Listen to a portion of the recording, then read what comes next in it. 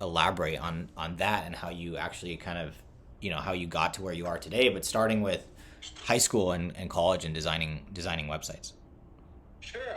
So here's the weirdest thing I did. So this was, no, it was after college. So I had graduated.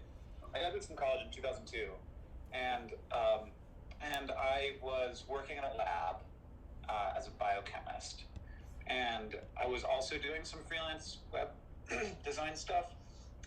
But then really, I didn't end up being a web developer. Like, I didn't end up being a coder at all. I like very rarely, with very small exceptions, have even ever had websites that matter.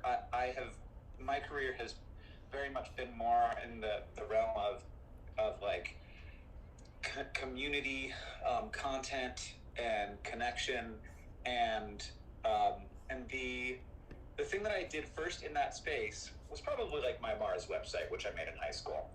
But it was like, that was way before any community was sort of actively normal on the web part of the web. And I had been in like bulletin boards and IRC channels before that, and that stuff really, really I was obsessed with that. But the thing that I did is I took a bunch of We Buy Houses signs down in Orlando, Florida. I just stole them out of people's yards, and then I spray painted a URL on them.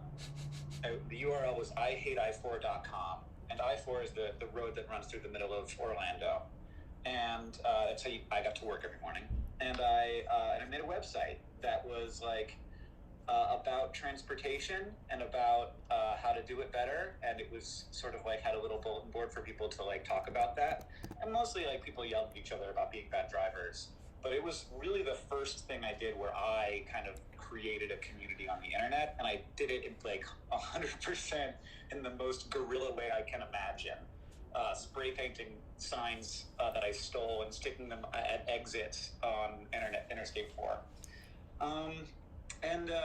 So that is the story that I feel like actually most represents, because look, the stuff where I was like developing databases for people badly did not really impact my future career. God, that was like the first instance where you felt like that was really like I assume there are people from that community that are like probably still following you today, presumably. No, I doubt it. No. It was a very different world.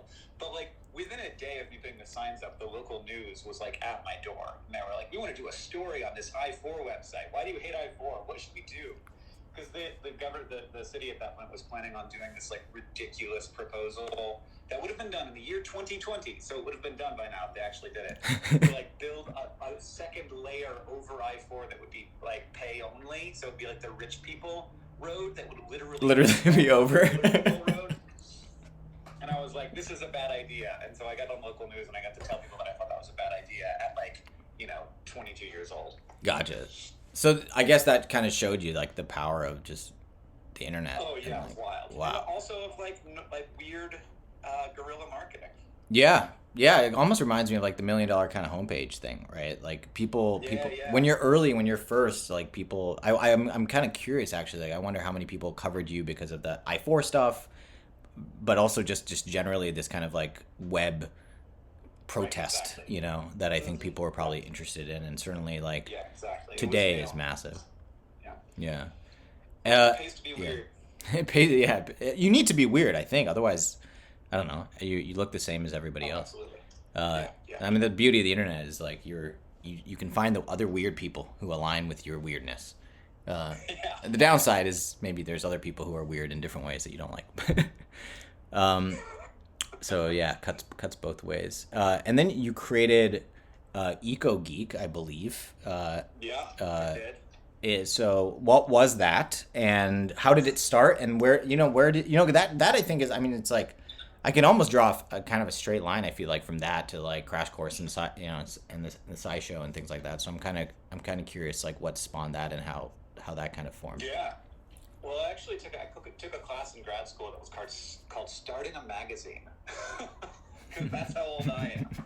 And it was a good year after the last magazine got started. It kind of feels like, so it was super timely.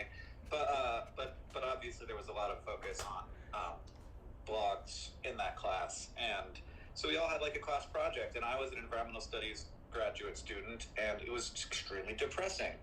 And so one of the things I was like finding solace in was like going on Google and searching for like electric cars and wind turbines, because talking about the problems all day was like sandpaper on my soul. And and so yeah, I thought it would be a good thing. I've always wanted to be a science communicator. I've always been into science. Always been very concerned about. My father was the Florida State Director of the Nature Conservancy while I was growing up. My mother was a community organizer. So I was pretty, I was in that world. And I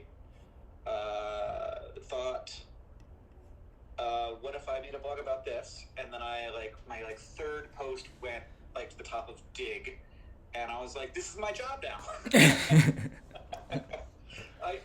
I guess I can do this. And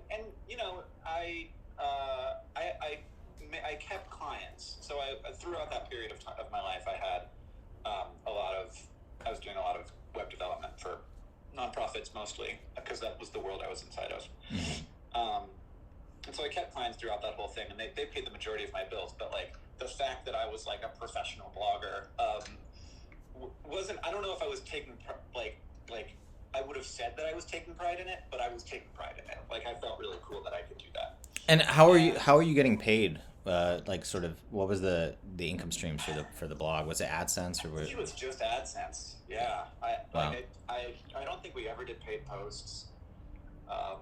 So yeah, and it was really reliant on having a story featured in Yahoo News or on Dig or on Reddit. That was sort of like where all of our income came from. Wow. And then within like a year of doing that, I actually had like paid writers, and like big air quotes, because I paid them terribly, but I didn't know at that point, and no one did. And I was getting paid like the same rates to write for Tree Hugger. I was also like writing for other blogs. Yeah. And how did you go from that to YouTube and vlogging? Like I'm curious, like your evolution of learning about it, and then I guess the first thing was Brotherhood 2.0. Is that right? Yeah. So my brother was obsessed with Lonely Girl and Zay Frank, and I really wasn't. But I was down to be obsessed with whatever my brother was obsessed with, and so I unquestioningly believed that it was the coolest thing that existed, and that's my personality. Like I just get really obsessed with stuff that's weird, and it was partly that my big brother was into it, and I've always, whatever music he was listening to or thing he was into, book he liked, I would just be like, this is good, and I don't need to question it. Mm-hmm. Even in my mid-20s, even now to some extent, less so now. And then and that over the course of the year that we sort of promised we would do it, in that year actually, I think the statute of limitations is up on this. Scientific American very nearly bought EcoGeek, in which case I probably would still be working in that world, and I might not be a YouTuber. Yeah.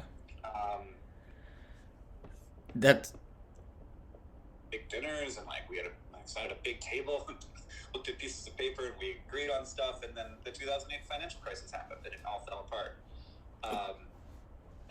And so like during that sort of process, I also was burning out on blogging. Like you just have like so much clickbait, and I was getting sick of it, and I had this other thing that was happening, and so like this fade out of EcoGeek and fade in of YouTube happened over those couple of years, and by the time that was over, like I was making like 18 grand a year on YouTube, and I was good. I mean, 18 grand on YouTube in 2007, 2008. I mean, that is, you were at the top of the charts.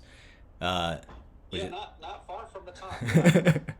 It pays to be early. I think generally, like, I mean, it's it reminds me of EcoPress and I Hate I4. Like, you want to. I mean, even like with Brotherhood 2.0, like I think one of the big hits from that was ASIO Deathly Hallows, right? Like when you can write about something that a lot of people really early, early to the like mainstream, but like clearly, there's this rabid community about it. Like you'll get quite a bit of traction. Yeah, that is still a technique on YouTube that works very well. It's like right? To create good content inside of an existing cultural exciting thing. That is oftentimes that cultural exciting thing is, WandaVision or whatever else is happening right now. Yeah. I could probably go out and like write a fucking WandaVision song and still get 500,000 views on it.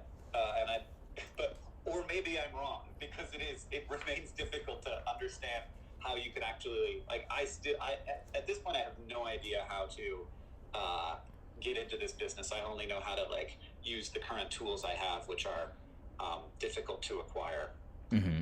Well, I mean, I think that's a lot of what happens in the sort of creator economy. Like, there is no playbook, right? Because I think you need to be weird, you need to be different, you need to be Yeah. early, if not first, to find a lot of this kind of success. And so I think like all you can do is kind of take these like sort of broad principles and be like, okay, I'm here. These are the things that I happen to be good at, writing, web development. These are the things I happen to care about. Uh, I figured out how to game YouTube algorithms or like whatever insight you have, and then it's like, can you double down on it fast enough to kind of get to scale, and then you can kind of. I think that fade in fade out I think is actually really interesting. Like, I assume you had a similar sort of fade in fade out with doing client work and being able to focus on the EcoPress, and then sort of EcoPress to Brother 2.0, and all these VidCon, all these other things that you've done. Yeah, and I mean, I'll be honest with you. When I started VidCon, I was like, this will be my fade out of YouTube and fade in of like an actual normal job that I can have for my. And then like YouTube never, which is amazing. And I continue to be shocked that YouTube never faded out. And just content, like we still make good content, but we don't make content for as it exists now. Place. So we just have we established a great community. We've been around for so long. I don't know. I can't really explain what it is. And the fact that YouTube never faded out, and that I'm still making a video every week. In fact, today is my video day, and I don't know what I'm going to make it about. Which is, 1 out of every 5. I go into Thursday no idea what I'm going to make the video about. I'm in a little bit of an uncomfortable situation right now. But I'll figure it out. Well, yeah. What has happened historically in the past? Like, a lot of creators, like, I think they have this concern that they don't know, like, they don't start because they don't know even where to start or what the path looks like. Like, what do you do on a day like today when you're like, what was the last, what happened last time, I guess? What do you do on a day like today? You go on Twitter, you look around. I have a doc that's like video ideas. Mm-hmm. I've got like they're harder. The ones in the doc are all like more complicated, which is why I haven't done them yet. So I could make this video I want to make about orange juice, but it'd be like extra work, and I have to go to the store and buy a bunch of orange juices because it's all about how orange juice is a lie, and then and and I have to. There'd be like B-roll. So like I could do that if it comes to it, and I'll just be late coming in for dinner.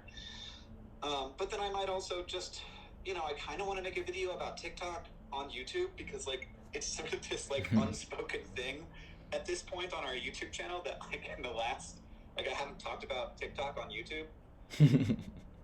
It's kind of intentional because like I don't want to call attention to it too much because like I am not that like in favor of TikTok. I just like it.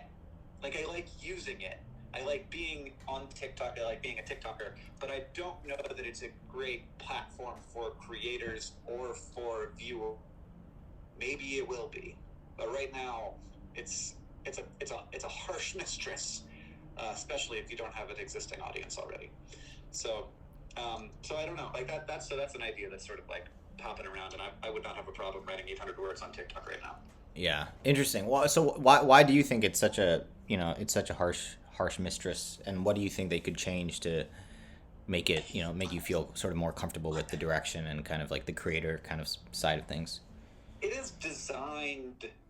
It is like the ultimate manifestation of the user first experience, and that means that and like YouTube plays this like balance game between like advertisers and users and create and and we could talk about which one that they care the most about, but they care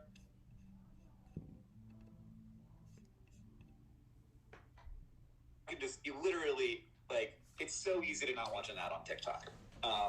And like waiting 5 seconds to click the skip button on TikTok would be an eternity. So I think it's like a second and a half before you can swipe away from an ad.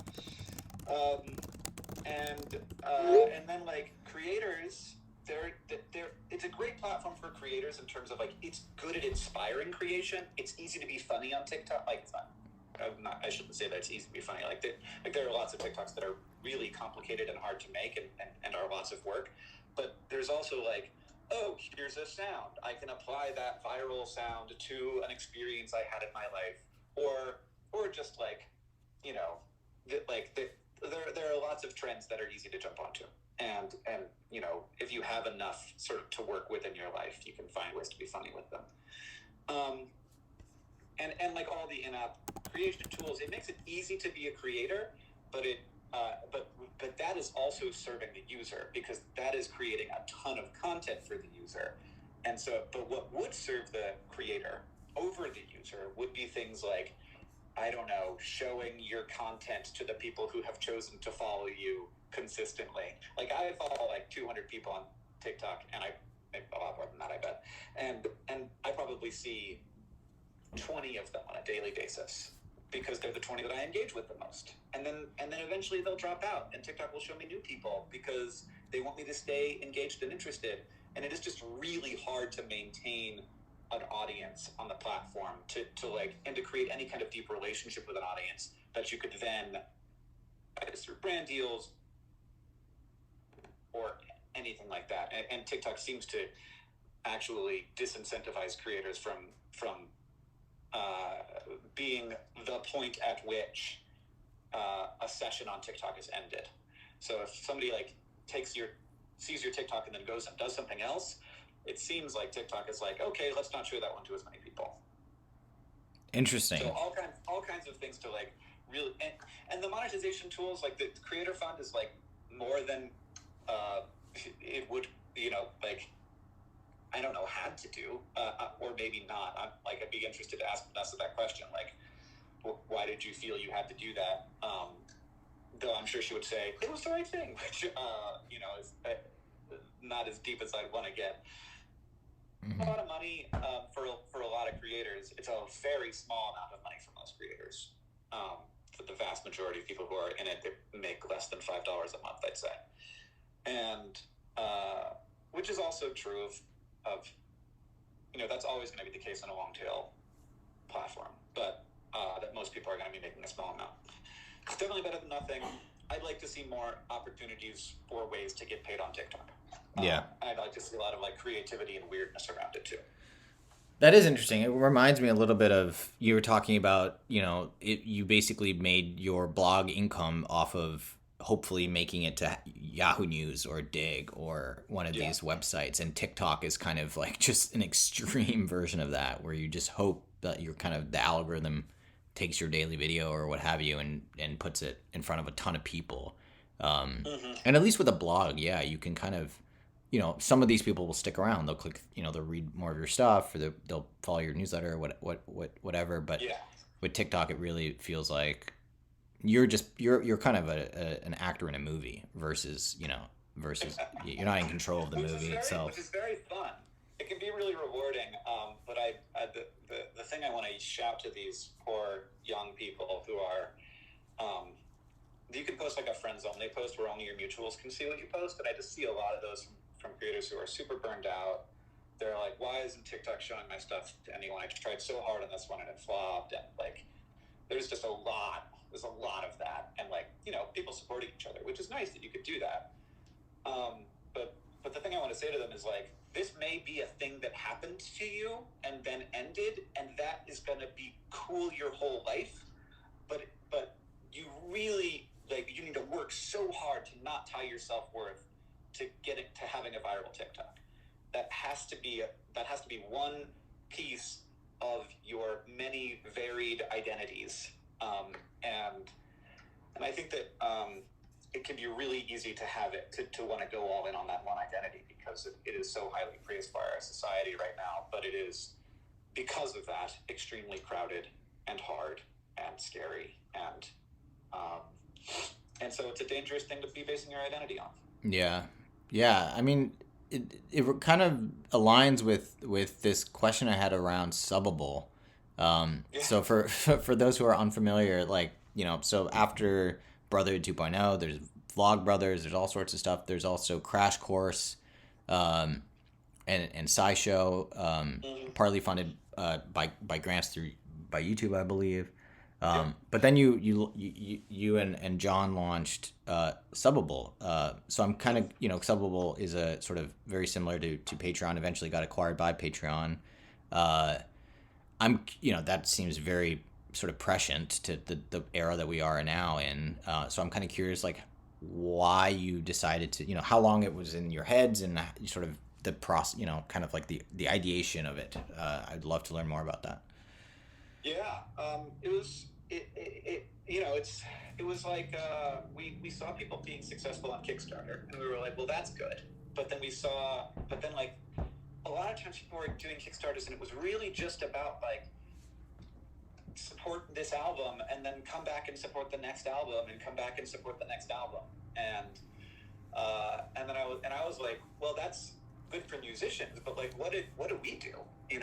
Like, for clarity, I'm also a musician, so like, what do a lot of the people who and we also have a merchandise company and product development company called tftba.com, where we work with a bunch of creators to help them grow their businesses and support their customers or their communities as customers.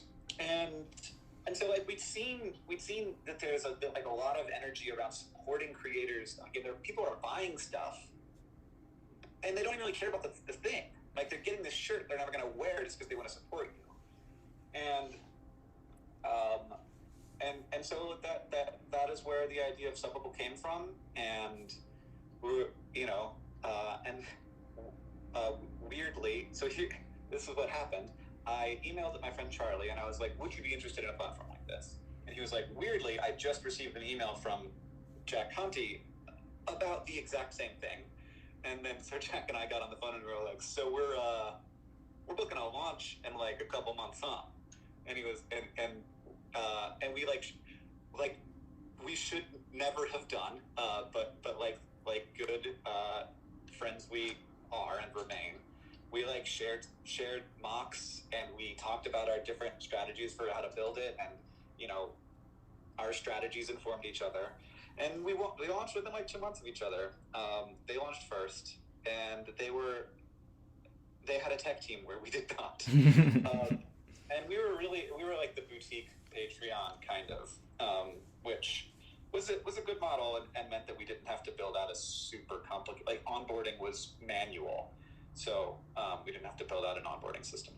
Yeah. And so like it was a much simpler thing, but it operated a little bit differently, but it was great. And throughout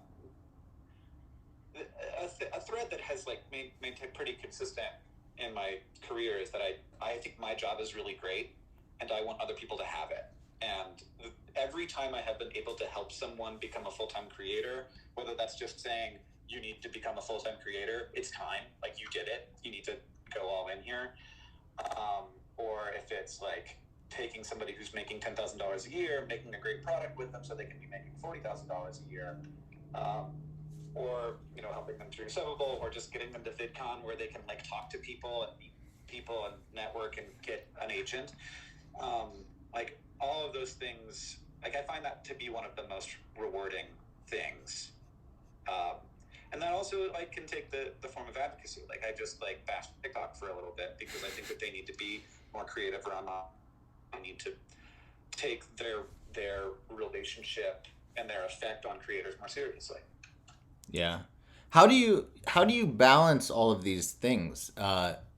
There's a lot, and you've been able to hand off at least a couple things, Subbable to Patreon and VidCon too, I think. But like, yeah, how do you balance it? That's a question creators always ask. It's just like, how do you time management? How do you deal with all of these things? How do you know what to focus on? How do you think about that sort of day to day? The first person in the followed by the speakers person is Peyton, who is my TikTok assistant so as an example of how that works, that is related to this question, she sent me an audio, and it was a woman saying, a thing that you need to know about me is that I have never been relaxed. And she was like, you should do this, use this audio, but then say, when people ask you how you get so many things done. So that's literally Peyton's answer, is the thing about me is that I have never been relaxed. And like, I don't really like to be relaxed. I like occasionally for brief moments, but usually once I am relaxed, I'm immediately having ideas. I find relaxation inspiring in small doses, which is not what relaxation is for. How did I mean? And then there's prioritization, which is really I have a hard time with, and is usual is most on fire, and that can be your big problem when two things are on fire at the same time. And also when it comes to like, if you're only focusing on the thing that's hottest, you are missing opportunities all over the place. So it's a problem I have, and it is a thing that I have realized in the last year, which has not been an easy year, that I need to be thinking a lot more about how to cultivate executive talent, I guess, and how to have people who I feel comfortable. Not that they are going to make the same decisions as me, but the decisions they make are going to be good, because those are two different things, and I need to understand that. Oh yeah, I can empathize. There are a bunch of Gummer team members in the audience, and I call it drive-by CEOing. It's a very very tempting. How did you? I mean, I just actually wrapped up writing my first book, which I'll announce at some point in the future. But that was a lot of work, and you were already doing a lot. And I think writing fiction is even harder than my first book is nonfiction. Like, how did you even get to that? I mean, that just is kind of incredible to write a book while a lot of this other stuff was kind of, and I think in the beginning you can't even tell anyone. You're kind of like doing it in secret almost. So it's like you have this whole thing that it's like so just tell me. I'm curious about how that came to be. Oh gosh, it slowly and in fits and starts. I probably worked on the first book for like 7 years, so it was not a fast process, and there were large, even like year-long hunks of time during that when I didn't write a single word, just maybe thought about it some.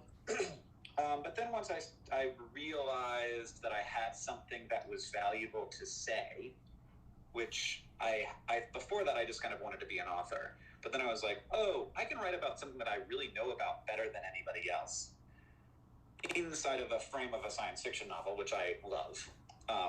And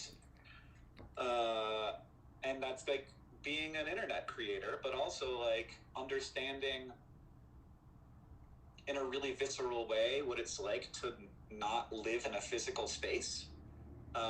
Like, I live in Missoula, Montana, and I care about this town. Don't get me wrong. Like, I fucking call my city councilor sometimes. So, but I think that we all should care about our. But mostly, I live in digital spaces. Mostly, I live on YouTube, on TikTok, on Twitter, and that's a different way to be a human. And I had never read anyone who talked about it well in fiction. So I wanted to be able to do that, and also to talk about how destructive fame can be, and also to talk about space aliens. So I'll get to do all those things at the same time. Yeah. And it was really like I had to take a lot of steps back from my businesses at several different points in the process. Sometimes I didn't have to, but often, like, sometimes it was just like sort of so most of this was written before I had a child, so that was a different experience. Was the first book, and it was really finished during my paternity leave. But before I had a kid, there was sort of like a lot of hours between 5 and 2 in the morning when I would go to sleep. So and during those hours, there was plenty of time for writing. but now I go to sleep at 10, which is miserable, and have for the last 4 years, and will for the next like 14. I don't know if it'll be that long, but I like going to bed at 10 is so bad. Uh, for me, anyway, and so it's just like a missing. So like right now I cannot, for example, write any fiction because there's a lot of need for business support during a pandemic, and also have a kid. So I love everything about having a kid except going to bed at 10. And you do plan to write more fiction and stuff in the future too? Yeah, This I is the think beginning. so. I can't say for sure. I'm also very excited about writing nonfiction, specifically science nonfiction, which is the world I operate inside of. So I'd love to write. Like I've started a proposal for a book about the origin of and advantage of sexual reproduction, which will have a much more spicy title than that. And also the variants like of sexual reproduction, which is very, very cool and weird. I just had a Twitter thread yesterday about how viruses fuck, which was That's a good title. Yeah. So, but yeah, I can't even really like honestly, Sahil, looking back on the fact that I wrote 2 books, it seems like a mystery. I have no idea how I did it. Like I don't understand. And like they're not bad. Like I read them and like this is good. So like it and like people tell me that they're good. So like it is amazing to me. It is a thing that I am very proud of, but it remains a mystery. And I thought maybe when I was done that it'd be like, oh, I know how to write a book. And now I feel like I'm exactly at square one and have no idea how to write a book. I feel it's similar to your YouTube thing, right? Like it doesn't matter how many times you do it. Like the quality gets better, but I feel like you start at 0 every time. Oh no, I know way better. I know exactly how to make a YouTube video. Okay. But I've done that like 10,000 times. Yeah, I guess maybe that's it. Like no one gets to that many books. Like you just can't. Right, yeah. Like it's crazy actually. Like how many times I talk to some writer, and they're like, I have no idea like every book is a struggle, and I'm like, you're on your 15th book, but I guess you can get to your 15th YouTube video like in weeks, or your 15th TikTok in days, and get really that feedback loop is hyper compressed. Yeah. Awesome. Let's open it up for some Q&A. I invited Catherine on stage. Welcome to the stage, Catherine. How are you doing? Hi, everyone. It's great to be here. I feel it's kind of crazy to be here. I've grown up with Hank, since I had the internet. So thank you for all you do, and I really appreciate it. And it's really helped me out in my own life. And now that I am a science communicator myself, and specifically in the climate world, I often find that scientists and academics older than me don't understand like what we're doing sometimes talking to the internet, and that's challenging and it feels a little condescending sometimes, but I think it's so important and so powerful because oftentimes things like climate science are so elitist and inaccessible to people.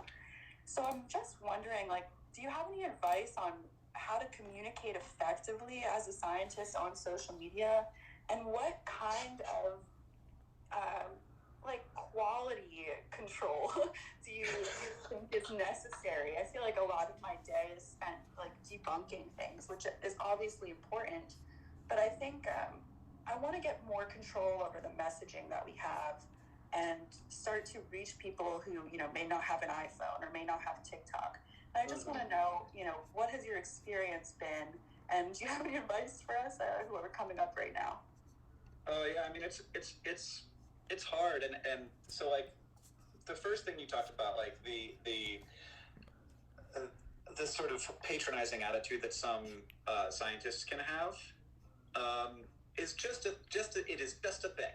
It is never going to go away, and like I've literally had people say to me, you can't communicate this stuff. It's too complicated. And by trying to, you are lying. And I'm like, look, buddy, if you're saying that somebody has to go to graduate school to understand what you do, then I disagree. And we're going to disagree. Like that's where it is. And I like it pisses me off, but like, people disagree. So that's what it is and what it's going to be. So there's that. Most scientists don't feel that way, but it's certainly a thing that exists. And then as far as like reaching people where they are is very hard, but very important. And we talk about it all the time at Complexly, and that's part of why SciShow's on TikTok, because like there's a bunch of people on TikTok. But when you start to say like, I want to reach people who don't have iPhones or who don't have TikTok, like you have to define that more specifically, because there's a lot of kinds of people who don't have iPhones and a lot of kinds of people who don't have TikTok, and so like this kind of platform specification or demographic specification, I think, is really important for SciComm, but it's like you have to figure out what that means. Like, who are those people? Where are they? How do they communicate with each other? How could you reach them? And like, it's obviously a lot easier to reach people on a platform where a bunch of people are. And like, as far as people under the age of 25 go, most of them are on TikTok. So like, but there's obviously a lot of people who aren't under 25.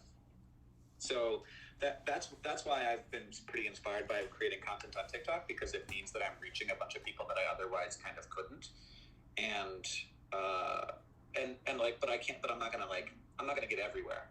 And as far as like general advice, I do SciComm tips on Twitter sometimes, so you can like just search Hank Green SciComm tip. But like it's pretty hard business, and like it is very hard to find that balance between how do I make this thing interesting enough for somebody to pay attention at all, without like lying to them about the fact that it's interesting, because like some stuff isn't that interesting and we just have to sort of leave it behind. But there are also ways to find the interesting without misrepresenting reality, and that's the superpower. Amazing. That was very helpful, and I'm going to reflect on that a lot, but thanks for everything you've done and continue to do, and I'm going to head back down to the audience. Thanks. Bye. That was awesome. That term, honestly, like I just learned today, like science communicator, which you used, is like a whole kind of thing, which I feel like a lot of that sort of the epistemic asymmetry, I think it's called, when some people know more than others. Like I think resolving that, I think, is that idea, I think, could be applied to all sorts of other things. Like I feel like there should be more, that term, I think that mental model is really helpful for me. I think when I talk to creators, I can be like, you should be a ex communicator. That might be a way of thinking about it. Right. That might help ground your, otherwise it's like, what do I talk about? I care about too many things, Yeah. That's interesting. Kaylin, welcome to the stage. I'll let you ask your question. Yeah, thank you very much for having me up here. My question is kind of twofold.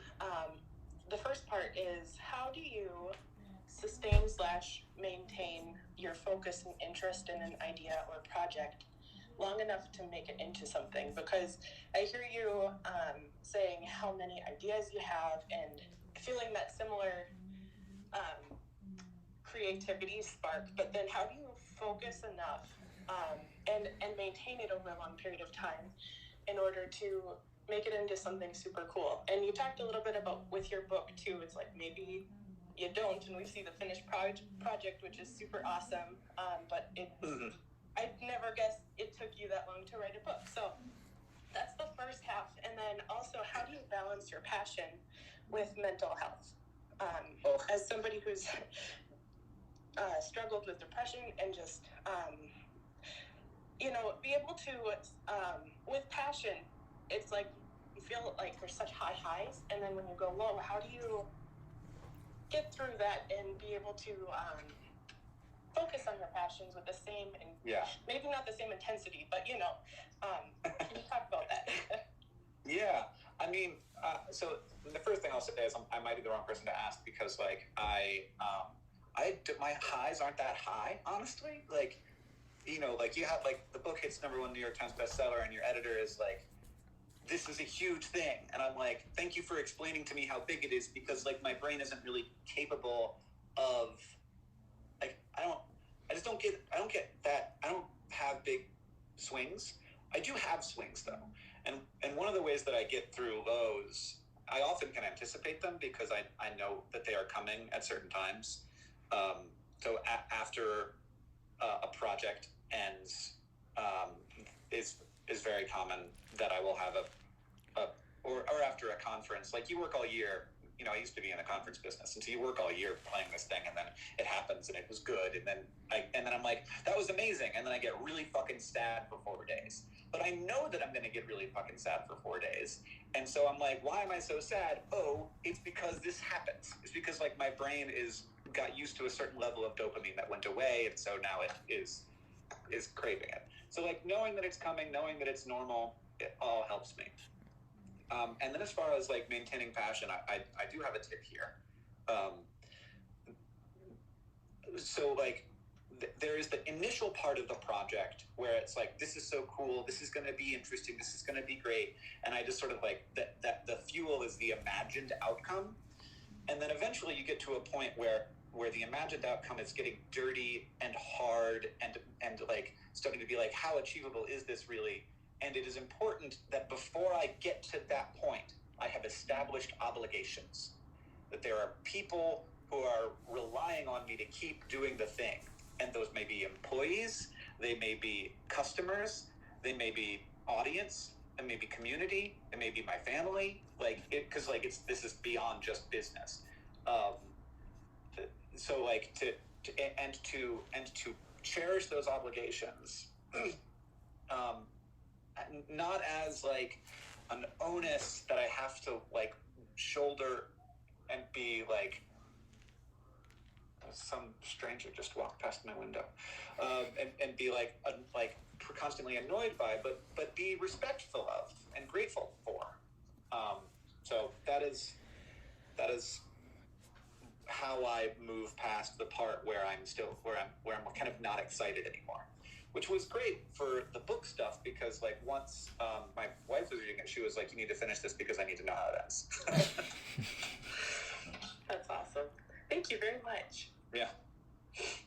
Yeah, I did something similar where when I started oil painting, the first thing I did besides buying my paints and stuff was creating an Instagram account, and I just was like, I'm gonna post every painting that I do to Instagram, and yeah. My girlfriend was like, but you suck at painting. Like, why would anyone follow you? And it's like, don't worry, it's not for them. I need this. I need the social, pressure to keep going, because I know this is, I'm in this sort of, I feel like it's really fun in the beginning, and I think it's really fun like once you've figured a lot of this stuff out and you're kind of, it's kind of successful, quote unquote. But that middle, that sort of sophomore slump where you're like, oh wow, to get good, I just have to do this for a long time. Yep. Having the pull of a customer base or a community or friends, Yeah. or a wife being like, please hurry up. I need to know what happens. Like, can be, I think it's just so easy to look at creators and be like, these people must love what they do, and they must wake out of bed. Like you must have written that book in NaNoWriMo and published it like, the Monday after kind of thing. Like, it's just so easy to think that for whatever reason. I think it's kind of like when you like take off from an airport and you look down, like everything looks so clean, like all the cars just look like toys, and because all the friction, all the bumps, you can't see them, and it just looks kind of magical. It kind of like when you look at a creator, I feel like it's kind of similar where you're like, oh wow, they're just killing it, and it's like, well, all their bad TikToks you don't even see. You're only seeing the good stuff according to TikTok, so it's pretty fascinating. Exactly. Yeah. Awesome. Thanks for the question, Caitlin. That was great. Bernie, welcome to the stage. Hi, Bernie. Hey, Hank, what's happening? Just so you know, that was me walking by your window. No, I'm kidding. Anyway, you shouldn't be traveling during the pandemic, man. Yeah. Well, let's say hi. Anyway, so my question, Hank, kind of, I think you spoke about this a little earlier in this whole like creators looking at platforms thing, and obviously you and I go way back looking at platforms, and I found it fascinating, like when you mentioned about how you're a YouTuber and you're a TikToker, and there's like almost two different versions of your audience that know you as a YouTuber and then know you as a TikToker. which I find is incredibly fascinating. So looking at kind of the future of platforms in the creator space, I get asked this, I'm sure you get asked this too, so I want to hear your answer about this. They're like, what are you looking at next about the, as far as platforms with the creator relationship to audience? And so you obviously there's Patreon, which you mentioned earlier, and what I want to bring up, which is a little controversial, but taking away the sexual part of it, is OnlyFans, which is growing with a small but steady community of people who are not using it for sexual reasons. And so I wanted your opinion on that, because I find the way the OnlyFans interacts with has the creator relationship with the audience is fascinating. That psychology. So I want to hear your opinion. I've never used OnlyFans, which feels like a sentence that feels like a sentence that would be an easy lie. But I've never used OnlyFans, so I don't know. I also haven't used Discord a ton, but I have used it some, and feel like it is a really interesting version of a social media that imagines what a social media could be differently. And I'm honestly really interested in what TikTok becomes when it isn't really TikTok anymore. And I don't know if it's going to be able to make that transition the way that, I think that it will. The way that Instagram did, where it was like Instagram was a photo sharing app, and then I was like, oh, but also Instagram is just a place where I can like live. So I'm interested in, like, because I think that there is this opportunity, this chance that TikTok could be a place where there's a lot more happening than just what we think of as, a TikTok, which is now, also available on YouTube and also available on Reels and all this. So, and I'm also interested in that in terms of Twitter. Like, it's interesting to watch Twitter sort of awaken from its years-long slumber and be like, oh, we can create products, and also all of these things, thanks to like people waking up to a bunch of stuff during the pandemic, maybe, are thinking, how do we make these platforms exciting for creators? So instead of having Twitter that's just like, here we are, like, how do you have Twitter that's like, oh, we're going to be a little bit Substack, we're going to be, we're going to have like super followers, and maybe this stuff's a bad idea, but like at least try. So how do you make a platform that gives influential people with audiences, the opportunity to experiment with those audiences, to try and do different stuff, to maybe make a course, or maybe have like a weekly hangout, or just who knows what it is.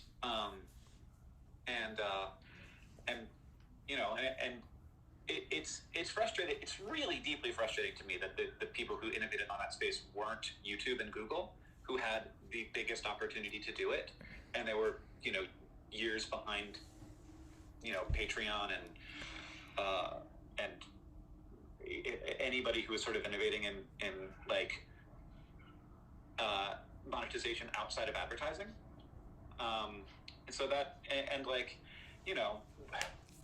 for context, everyone, Bernie and I made the Lizzie Bennett Diaries together, so that is how we know each other. We go way back, and like, we had to do so much like stretching and reaching to try and and it was fun to make Lizzie Bennett Diaries multi-platform, but like, you look at that series and you think, like, how could it have been interacted with if YouTube had been like more open with products that served creators beyond just advertising? They were so, like, I mean, it makes sense, it's Google, but they're so focused on advertising that I think that they really missed the boat on how to actually, I think they're not bad at supporting creators by just saying, hey, like, we are here for you, and we want to hear like what your ideas, and make sure that when things break, we fix them. They're not bad at that, but what they were kind of bad at was imagining the future of a creator economy, and like understanding how powerful the thing that they had was. Yeah, I agree. I want to just add one more point to that, because you mentioned, the TikTok innovations and what the people are doing and the competitors. My kind of observation with TikTok and that separation from Reels and Shorts and everything is that TikTok still allows collaboration far better than those other platforms. Oh, The yeah, idea of totally. duetting and stitching, and like you do that, right? You stitch all the time. sure. I see it. So anyway, just my observation. Yeah, and it's so funny to see like something that goes a little viral on Reels, but has been completely decontextualized from all of its like TikTok lore. So it's like really deep and interesting on TikTok, and then when you watch it on Reels, it's just like, oh, this is a funny video. But when it's on TikTok, it's like, I know about this audio, I know about this person, I know about the thing that they're riffing on. Like, it's so deeply self-referential. It becomes a kind of language all on its own, which is part of what makes it so compelling, and part of what makes it so sticky, and part of what makes it like really, really addictive. Totally agree. Thanks, man. Yeah, Good to thanks. see you. Keep up the cool work, Bernie. Yeah, you too, man. One quick thing I'll add that I really think to just put a little bit more pressure on Google is the 30% tax that Apple and Google take. I think massively suppresses. Huge problem for TikTok. Yeah. A huge problem for TikTokers. Like, one of the things no one talks about is like, if I'm having a live on TikTok, people can give me money, and I get something. I don't know how much. If the percentage that I end up getting is very small, and people are like, why does TikTok take so much? And it's because Google's taking 30 and Apple are taking 30% before it even gets to TikTok. So Google and Apple take more than TikTok takes, which is like, that seems broken. It's insane. Yeah. Yeah, I mean, they're both, I think, $1 trillion companies. It's like, it's ridiculous. And hopefully, there's a lot of stuff in the Congress and stuff, so hopefully we'll see some stuff around that, which would... Wait. Can you make sure I understand that? So Hank Green goes live on TikTok through his iPhone. Mm-hmm. I tip him $1,000. Apple takes 30% of that, and then TikTok takes their cut? Yes, but not quite that way, because you have to buy the like bits, whatever they are. That's Twitch terminology. I don't know what they're called on TikTok. You have to buy the bits, and when you buy the bits through the app, you because you're making a transaction through an app store at that point. So it's not, if I'm on an iPhone, it doesn't matter. It's whatever platform you're using it on. Wow, cool. Never knew that. Awesome. Thanks, Sam. Yeah, we could spend hours just talking about how like the insanity of. I mean, 30% of Dropbox revenue on if you buy on iPhone goes through to Apple. Like what? Like that's not even. It's ridiculous. It's insane. Yeah. Insane. Which is why stuff. you can't sign up for Netflix through the app. You have to go. Yeah. Whereas this is why it's so monopolistic, because you can sign up for Apple TV with one click, whereas you have to go through all this process to sign up with Netflix so they can jump around the App Store. Yeah, and it gets even trickier because now the creator economy has kind of developed to this point where it's hard. It's not as easy to say is this what kind of product is this, right? You can call an Uber, that's fine. Apple doesn't take their their 30%. That goes Uber's gets 100% of that minus credit card processing fees or whatever. But that's I don't know, all of a sudden you have these creators who are doing kind of service oriented stuff, and it's I don't know, it's ridiculous. It's frustrating. It's bad. It's really yeah, I mean, Patreon, so Gumroad, all these things would be so much larger if you could subscribe on your phone. I mean, which is where, by the way, everyone is. It's these two companies who we have these super positive vibes about, and I'm like, oh God, we need to not have and they do a lot of amazing stuff, but this one thing is really gross and bad, and we need to be able to focus on the fact that they can do amazing stuff and also do a thing that their employees should be telling them is a tax on society for no benefit, that they're doing nothing to earn it. Yeah, and it's honestly I assume not even that much money for them, relative to their other revenue streams. We just have a few minutes left, so let's get to Sydney's Sydney's question, and hopefully we can get to Manny Jane's as well, and hopefully Nuzozo's as well. Hi, thank you for bringing me to the floor. I was listening, Hank, when you were talking about TikTok, and it was very refreshing to hear somebody talk about it in a realistic way, where it's not all this great it's not just everything you post goes viral and you create this great community and it's all so easy, which is what I think we hear a lot of the time. And I'm a digital marketer and a social media manager, and all that jazz. And I find it so hard to keep that expectation like realistic for people on the outside of it. And I don't know if you also run into that, or you have any like, because I feel like you talk about it in a very realistic way, in a very like, hey, it isn't that like great, and like cultivating a community isn't easy, and like you have to like work towards it. And it's not just gonna come like, it's not just gonna come right away, and like everything's not gonna go viral. Like we see how people talk about it from the outside. So I don't know if you have any like advice on that, or any. Yeah, I mean, because like it's not like TikTok isn't doing well. It's not like putting creators or putting users' experience way above that of creators is hurting them, because it's become such a high valued piece of society, like being an internet creator. Like it's the thing that everybody under 18 wants to be. That like there's always somebody to take your place if you don't want to do it anymore. Well, I think that's a good place to end things. Yeah. Oh, It's 11 o'clock. Oh no. I know. That was awesome. Thanks so much for doing this. Thanks for your questions, everybody. We'll do this. We'll do this again soon.